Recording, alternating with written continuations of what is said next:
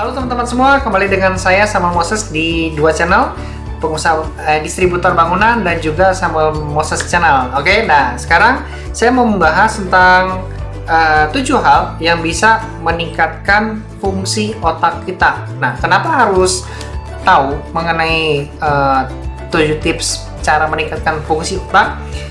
Khususnya gini teman-teman ya, karena saya concernnya di dunia bisnis ya, dan tips-tips bisnis, kita itu persaingan makin lama makin sulit ya. Siapa yang setuju di sini? Ya, kalau yang setuju tolong diklik di kolom komentar. Persaingan makin lama makin sulit. Oke? Untuk bisa keluar dari kesulitan tersebut dan muncul sebagai seorang pemenang, itu kita harus memiliki yang namanya kreativitas.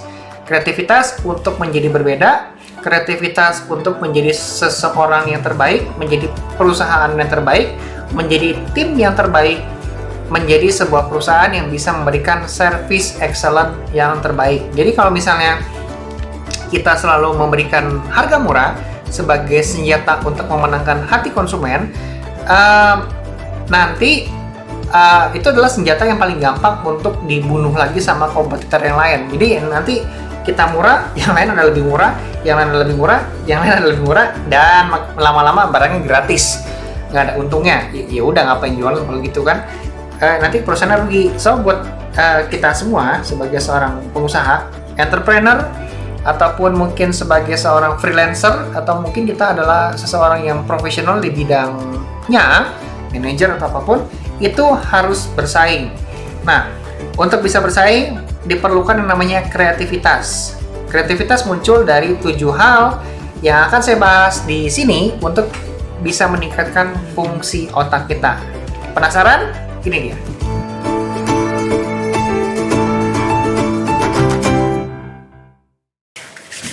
Oke teman-teman, mari kita mulai tentang 7 hal yang bisa Anda lakukan untuk meningkatkan fungsi otak. Tadi saya sudah bilang ya di klip sebelumnya bahwa pentingnya meningkatkan fungsi otak. Nah, mari kita mulai aja. Jadi, hal pertama adalah Anda harus tahu, untuk bisa meningkatkan fungsi otak, tolong disingkirkan belief atau keyakinan tentang high IQ tidak sama dengan high success. Ya, jadi kalau Anda selalu berpikir, aduh, ada misalnya psikotes nih ya, psikotes. Aduh, IQ saya cuman segini. Aduh, saya bodoh dong kalau gitu. Enggak ya, bukan begitu ya. Nggak gitu. Jadi kalau misalnya IQ kita 170 sekalipun, belum tentu kita bisa sukses, belum tentu kita bisa kaya ya, kalau kita nggak ngerti cara-caranya, tips-tipsnya, atau mungkin kita nggak pernah mau belajar ya. Jadi tolong bedakan, IQ yang pintar itu tidak selalu artinya pasti sukses atau probability kesuksesannya pastinya tinggi ya. Jadi kalau misalnya kita sudah menyingkirkan belief itu, maka kita membuka otak kita, potensi otak kita untuk mau belajar yang lain, meningkatkan kreativitas kita di bidang-bidang yang tentunya mungkin orang lain, Anda lihat nih, orang lain bisa matematika nih, bisa fisika nih, pintar banget ya. Saya mah bisanya cuman bisa main drum gitu, atau bisa sharing seperti ini misalnya gitu ya. Ya udah, berarti karena Anda sudah tahu bahwa IQ-nya yang tinggi, yang jago matematika itu nggak selalu pastinya sukses, nggak selalu ya. Berarti Anda lebih percaya diri nih untuk concern di bidang yang sudah Anda yakin, Anda sudah fasih, Anda yakin juga dengan penguasaan yang lebih cepat dibandingkan orang lain. Ya udah, tekunin aja. Oke? Jadi pilih satu niche ya, satu hobi, satu bidang yang kira-kira Anda tuh suka banget, oke banget, atau mungkin kalau Anda bingung gitu ya, aduh bidang apa ya, minimal yang Anda belajarnya tuh cepat ya. Anda lihat nih, orang lain kok dia belajar lama banget ya, kalau saya yang belajar tuh cepat gitu.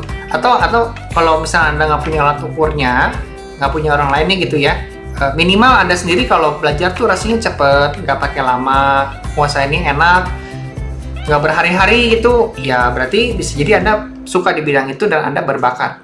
Nah, tekunin aja. nanti lama-lama akan kelihatan IQ Anda akan tinggi di bidang itu ya. Jadi nggak melulu IQ itu pasti selalu berhitung, atau mungkin hafalannya jago, nggak selalu ya. Oke. Yang berikutnya adalah untuk melatih otak. Pastikan Anda harus flex your creative muscle. Maksudnya begini ya, nggak boleh close minded gitu loh. Kata si ini begini, ya udah gue nurut. Kata si ini begini, ya udah gue nurut. Jangan gitu ya. Jadi flex your creative itu kita harus lebih berpikir kritis. Nah, kenapa ya bisa gitu ya? Kenapa gini? Kenapa gitu? Nah, kalau kita bisa berpikir kritis, terus kita ngerti tujuan dari hal yang dilakukan, ya itu bisa melahirkan ide baru yang mungkin lebih bagus dari ide-ide yang sebelumnya. Jadi kita nggak boleh kaku terhadap pandangan-pandangan orang, ataupun kita sendiri yang sudah punya prinsip nih. Prinsip saya begini, ya udah, pokoknya semua harus nurut. Ya jangan begitu. Hindari keras kepala seperti itu ya, atau apalagi kepala batu nih yang nggak bisa dirubah-rubah prinsipnya. Atau mungkin jangan-jangan karena Anda punya PPS alias post power syndrome, karena takut berasa nggak dibutuhkan lagi, ya itu adalah hal-hal yang bisa bikin flex your creative muscle ini menjadi kaku alias menjadi mati gitu ya. Hindari hal-hal seperti itu. Oke? Next, kita harus olahraga. Ya, olahraga itu bisa melahirkan kreativitas dan juga melahirkan kesegaran, mood yang lebih baik. Untuk bisa kreatif itu kita kan pastinya akan berpikir ya. Berpikir itu perlu tenaga, perlu energi, perlu semangat, perlu mood. Kalau kita obesitas, kita kegendutan, maka mau mikir aja malas ya. Mau mikir malas, mau gerak malas, ya lupakan aja lah. Melatih fungsi otak itu jangan ya, lupain aja. So untuk menghindari hal demikian, kita harus exercise sering ya. Kalau kata Om Deddy itu seingat saya minimal 2 jam per minggu ya kalau nggak salah ya. Tapi buat saya 2 jam per minggu apaan itu, nggak berasa. Ya kalau saya sih tiap hari ya, saya tiap hari minimal ada treadmill lah 30 menit gitu ya, dengan incline 20, speednya 5 minimal begitu deh ya. Kalau lagi moodnya bagus kadang-kadang suka nambah. Nah itu teman-teman ya, exercise regularly. Terus nextnya adalah untuk melatih fungsi otak, pastikan engage in curious thoughts and ideas. Maksudnya kita terbuka terhadap pemikiran-pemikiran baru, penasaran kenapa bisa gini, kenapa bisa gitu. Kemudian dipikirkan kira-kira dengan resources yang baru kita terima yang baru ini bisa mempercepat apa di proses yang sedang dilakukan ya. Yang penting goalsnya jelas.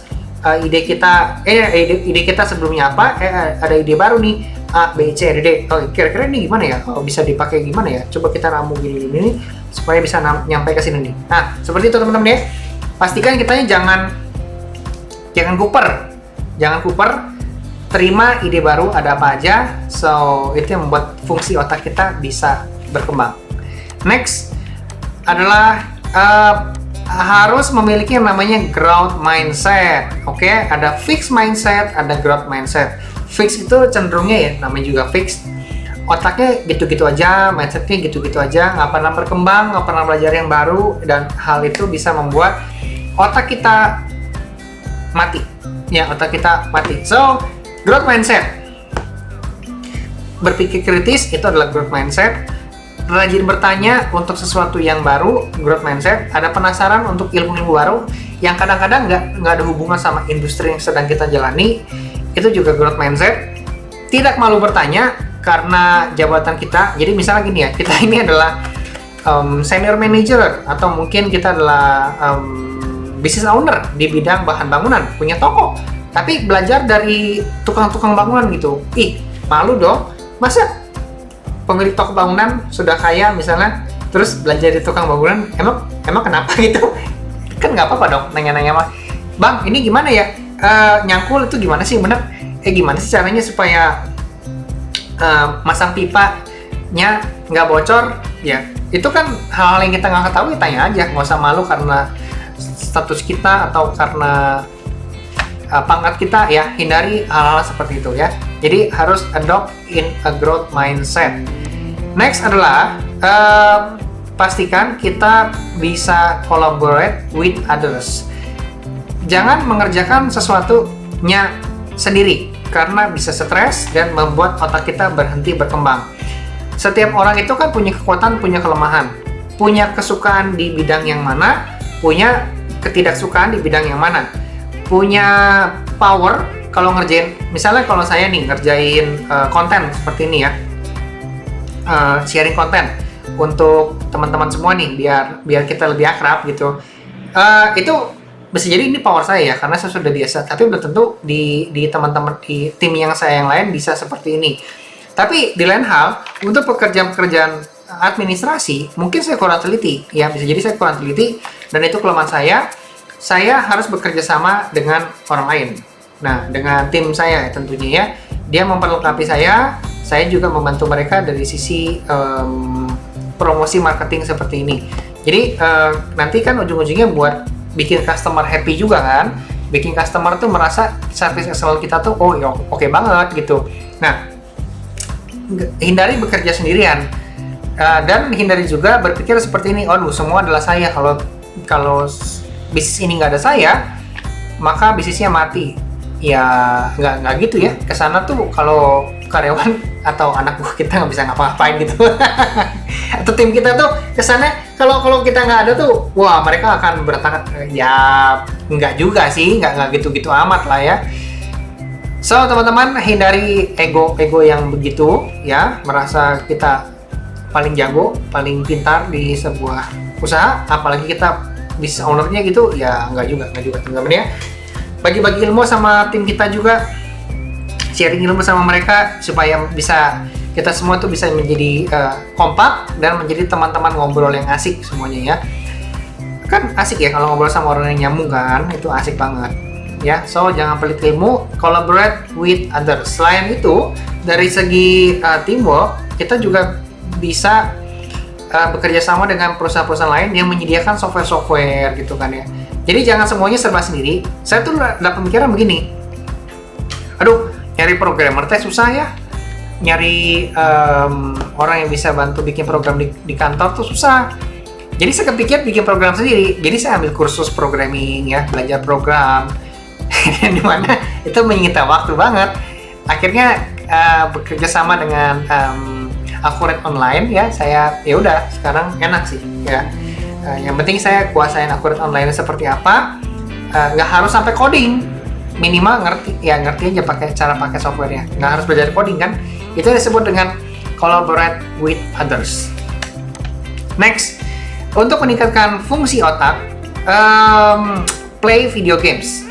Ya, play video games itu bisa mensinergikan antara otak dengan saraf motorik kita di tangan.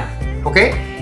Nah, seringkali tuh gini, kalau Anda mengalami apa yang dipikir otak yang dibicarakan tuh kayak nggak nyambung, bisa jadi kurang sinkronisasi. Salah satunya dengan cara latihan video game. Atau misalnya otak Anda mau berpikir apa tapi rasanya kok ngambilnya nggak sesuai, nggak secepat apa yang otak pikirkan, ya oke, kalau gitu coba latihan video games ya.